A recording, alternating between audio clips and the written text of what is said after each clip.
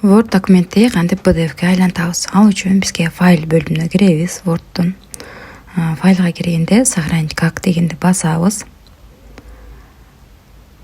Анан бизге керектүү жерге сактоо үчүн ошол жерди ачып алабыз. Мен рабочий столду тандап алдым. Рабочий стол ачылгандан кийин има файла дегенге аты жөнүн жазабыз. Ал эми TIFF файла дегенге Word'тун ордуна мен бул жака PDF вариантын тандаймын.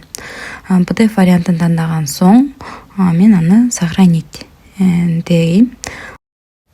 Бир нече убакыттан кийин бизге ушундай PDF вариантындагы документибиз даяр болот. Буну кимдир бирөөгө жиберерде же бизге PDF вариант кажет болгондо ушундай кылып жазып алсаңыздар болот. Эгерде маалымат сизге пайдалуу болсо, лайк басып, кесиптештер менен бөлүшкөндү унутпаңыз. Ал эми комментарий бөлүмүнө дагы кандай видеолор чыгышын кааласаңыз, ошолорду жазсаңыз болот. Алдыда дагы кызыктуу материалдарды чыгарганга аракет кылабыз.